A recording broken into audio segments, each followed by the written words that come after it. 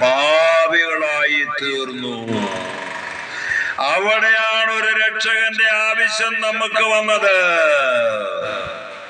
എല്ലാവരും പാപം ചെയ്ത് ദൈവത്തിൽ നിന്ന് അകറ്റപ്പെട്ടു.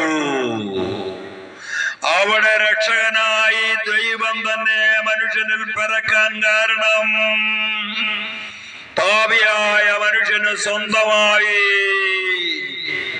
അവന്റെ പാപത്തിൽ നിന്ന് മോചനം പ്രാപിക്കാൻ അവന് കഴിയുകയില്ല. അത്രയേറെ രൂഢമൂലമായി മനുഷ്യന്റെ ഉള്ളിൽ പിശാച് പതിപ്പിച്ചു നൽകിയതാണ്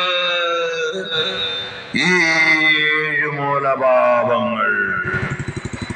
അഹങ്കാരമില്ലാത്തവരുണ്ടോ ഏതെങ്കിലും മതത്തില്? വെറുപ്പില്ലാത്തവരുണ്ടോ ഏതെങ്കിലും മതത്തില്? അവരുടെ നന്മയിൽ അസൂയ തോന്നാത്ത മനുഷ്യരേതെങ്കിലും മതത്തിലുണ്ടോ? അന്യന്റെ വസ്തുക്കളോടും അന്യന്റെ ഭാര്യയോടും ആഗ്രഹിക്കാത്ത മനുഷ്യരേതെങ്കിലും മതത്തിലുണ്ടോ?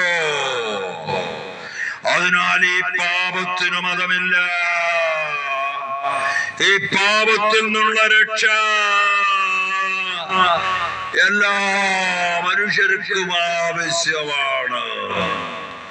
അവിടെയാണ് യേശുക്രിസ്തുവിന്റെ രക്ഷ മനുഷ്യർക്കെല്ലാം ആവശ്യമായി വരുന്നത്.